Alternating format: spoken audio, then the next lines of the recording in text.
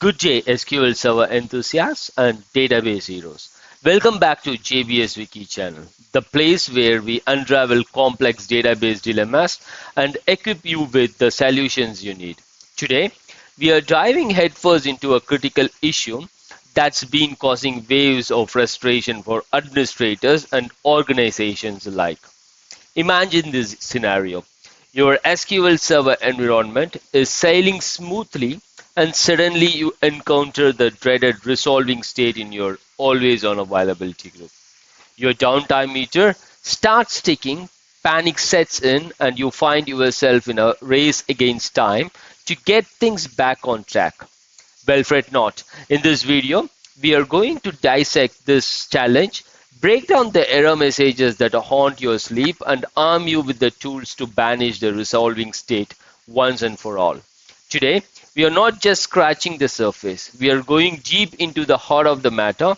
We will unravel what the resolving state is all about as it is always on availability group is, and why it is causing costly downtime, and most importantly, how to flip the script and regain control of your SQL Server environment. Whether you're a seasoned database administrator seeking solutions or a curious learner looking to expand your SQL knowledge, this video is for you. We are not just going to fix the issue, we are going to empower you with insights that will make you the go-to person for SQL availability troubles. But hey, before we dive in, if you find this video helpful, don't forget to hit that like button and hit subscribe if you want to join our database focused community. Let's get started on untangling this puzzle. Let's look at the environment. So JBSAG1 and JBSAG2 are two standalone database servers hosted in East US region. We have underlying Windows cluster configured and it is JBS Wiki cluster. JBSAG is the availability group that is configured here, and JBSAG1 acts as the primary replica and JBSAG2 acts as the secondary replica. So the always on availability group, JBSAG, is basically configured using synchronous commit. So the problem right now is like the application team is advising that their application is not able to connect to the database that is part of this always on availability group, JBSAG. So let's look at the SQL Server Management Studio and then check the status of always on availability group. So we see here what I'm basically seeing is like the availability group is in resolving state. So that's what I'm seeing right now. So let's look at the status in JBSAG2 as well, which is the secondary. And now if we see here, it is basically showing as resolving. So one thing to keep in mind is like once the availability group goes into a resolving state, that basically means like we don't know which particular instance is primary and which instance is secondary. So that's the meaning of having availability group in resolving state. Yeah. So what we'll do now, we will first look at the SQL Server error log on JBSAG1 and then try to understand what is the error message that we are basically seeing on JBSAG1 first. In the meantime, we will also query the error log in JBSAG2 as well.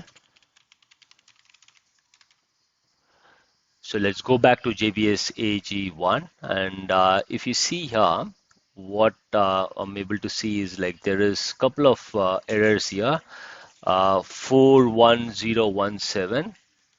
So and 41160. So these are the errors that we are basically seeing.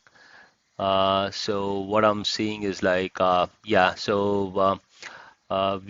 seeing 41066, which basically tells like cannot bring the Windows Server Failover Clustering resource online.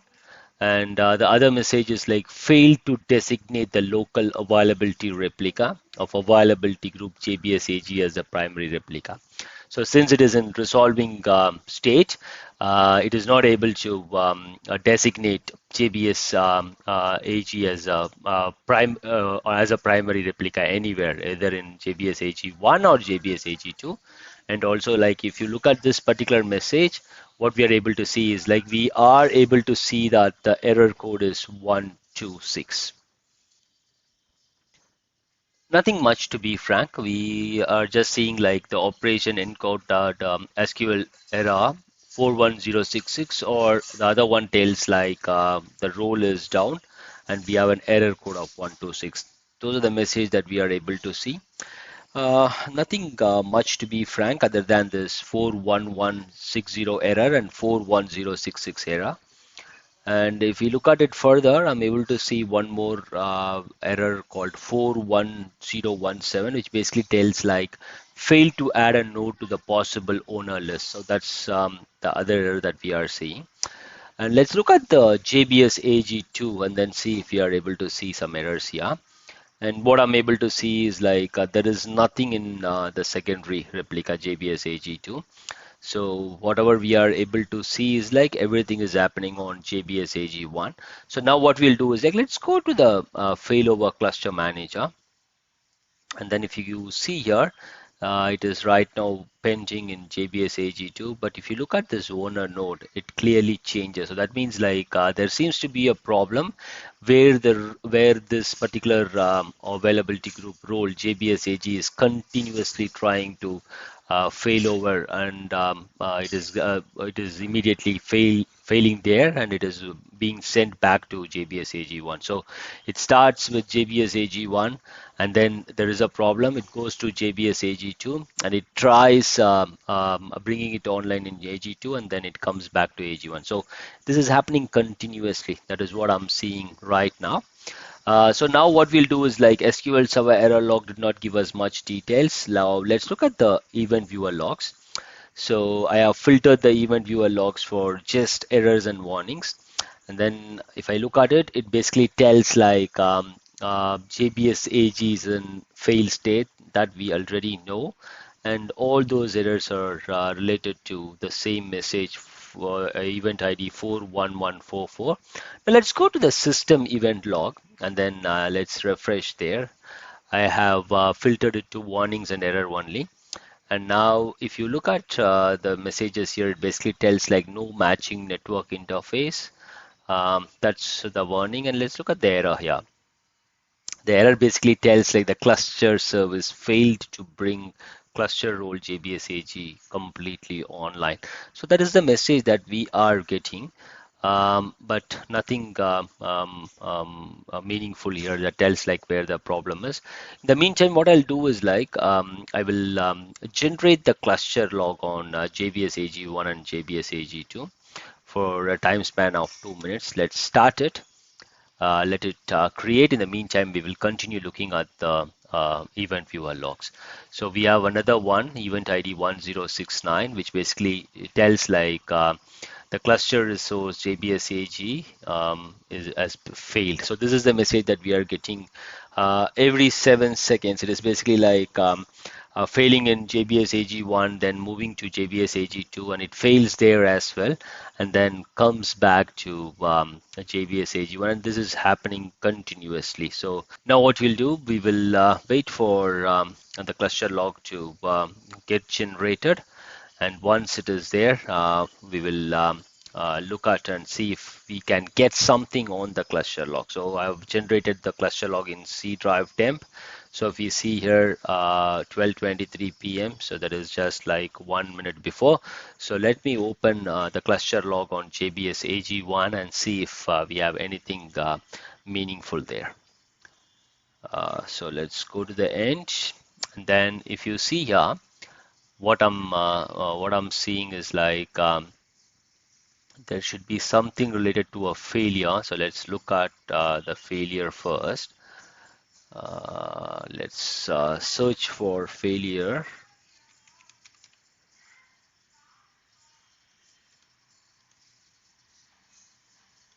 Okay.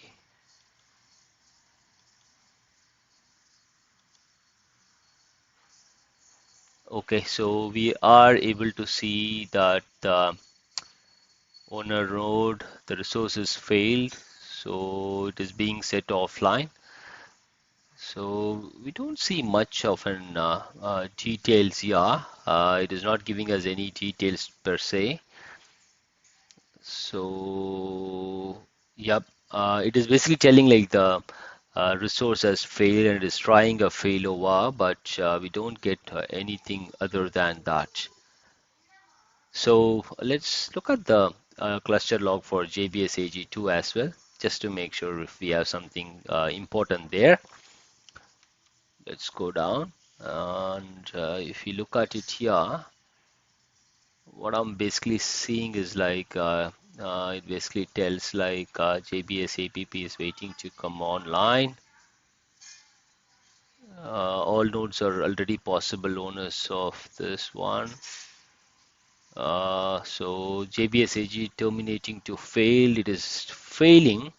It is basically showing like it has failed, but we don't know or we don't see any reason. So basically, like I looked at the SQL Server log, I looked at the cluster.log, I looked at the event viewer log, all tells like this particular cluster resource is failing and then failing over to the other node and then is basically coming back to the other node. But we are not getting any details as such, like why it is failing. So now what I'm going to do is like I'm basically going to run process monitor. I'm just going to run process monitor for say maybe 30 seconds or 1 minute. And then what we'll do is like we will look at the information there to see if we get anything interesting there. Yeah. So I'm just waiting for this JBSAG to change to JBSAG1 and then JBSAG1 change back to JBSAG2. It is done. So now what I'm going to do, I'm going to stop this data collection using process monitor. So it is stopped now. So now what I'm going to do, I'm going to go to tools and then click on count occurrences. So we have the result here. So if you see here, this is the result. I'm going to see, I'm first going to order it by the result here. And then I will look at things from there. I'll not be concentrating on each and everything. For example, success, I'm not going to check success, but other things I'll basically be having a look. As soon as I find something interesting, what I'll do is like I will concentrate on that, and then in case if that is not solving the issue, then I will basically move on to something else. So that's what I'm going to do. So let's wait for this ordering to complete, and once we have the list of results, then we will check one by one. Yep. So it is 84% complete. Gonna take another 30 or 40 seconds, and after that we will have a look. Okay, so we have some access denied. So let's look at the access denied.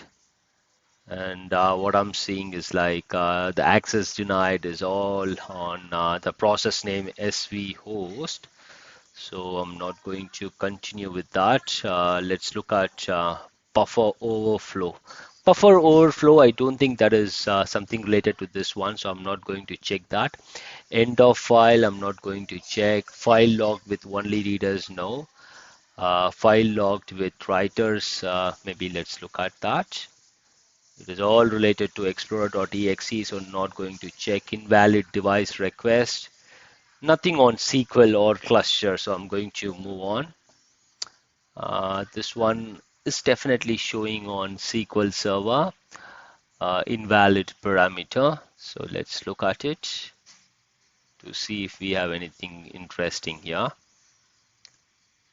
It looks at different files, but I don't see anything interesting here. So let's look at this directory. It's again SQL Server. It is maybe a for your information thing. I'm not sure on that, so I'm going to skip that. Name collision. Again, it is. So we have rhs.exe. So that is something interesting because our cluster, this rhs.exe is definitely related to the cluster, like SQL Server. But here it is all related to RSA and stuff. So I'm just going ahead.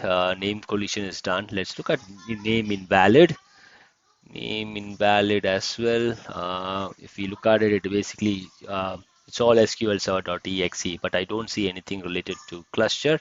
So let's click on name not found. Name not found, we have SQL Server. So let's move it aside a little. So now it is all SQL Server SV host. I'm not going to look at SV host. SQLIS extension also I'm not going to check. I'm just going to look at something if we have anything related to say cluster RHS.exe or something of that sort.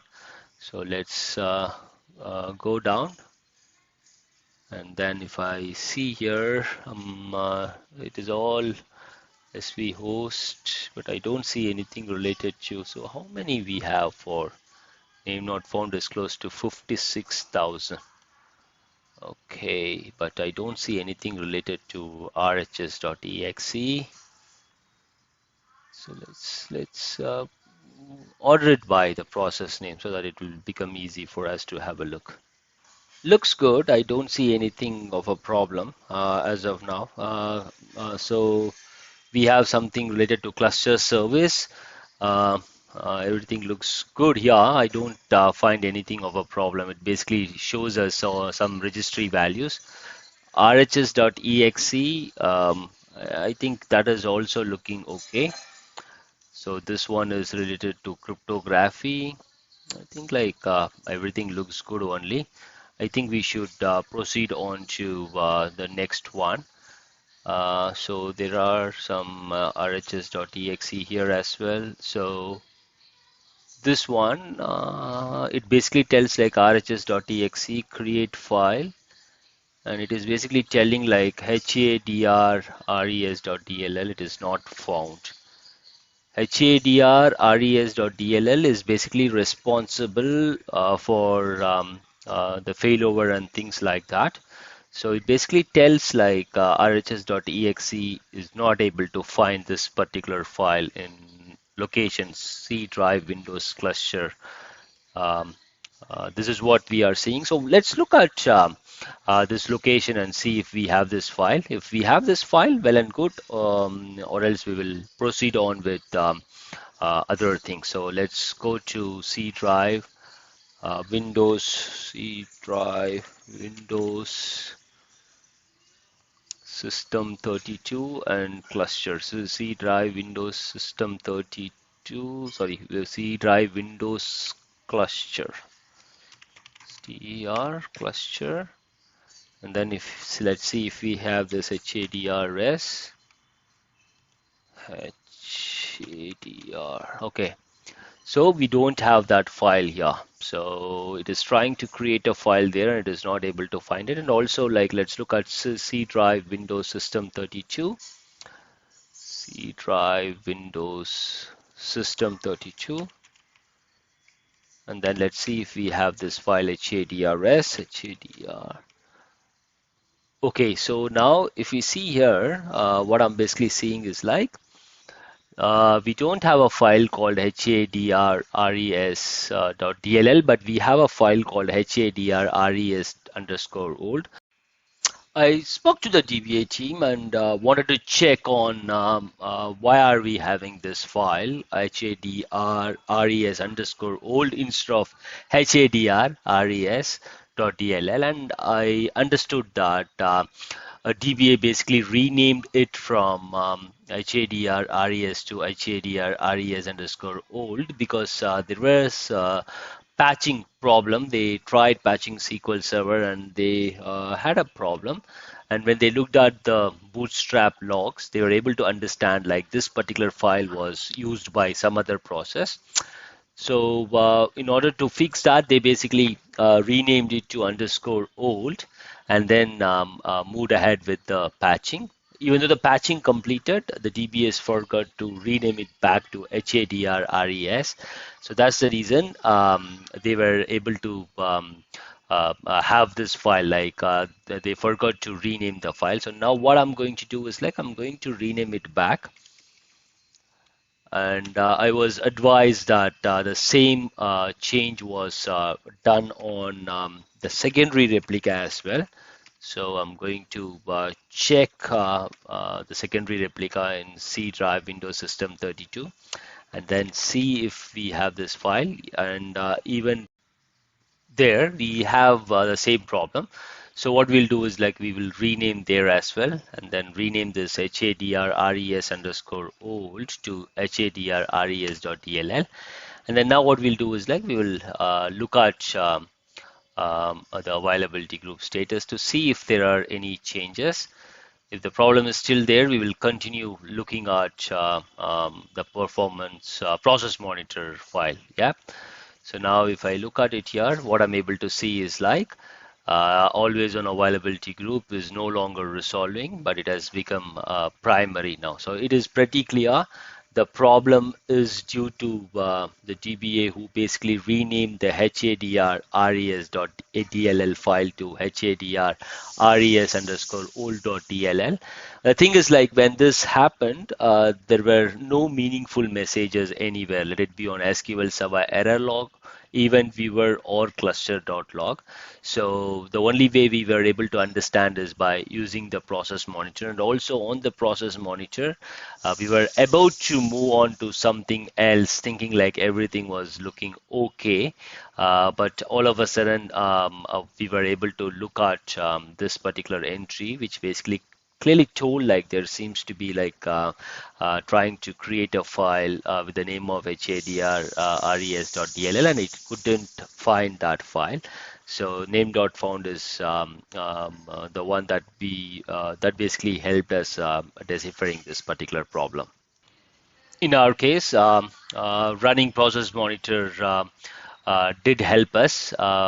This is a real world scenario where I faced this problem while working for one of my clients. I tried reproducing it in my machine. You guys can also try reproducing it. You basically have to rename this particular file and then try rebooting the server. Rebooting the SQL server doesn't reproduce this issue. After you rename this file to underscore old or something else, the hadr.res.dll, you basically have to reboot the server. And once the server comes online, since cluster is involved here, you will be able to reproduce this issue. That's it for this video. Thanks for watching. Have a great day. Jai Hind.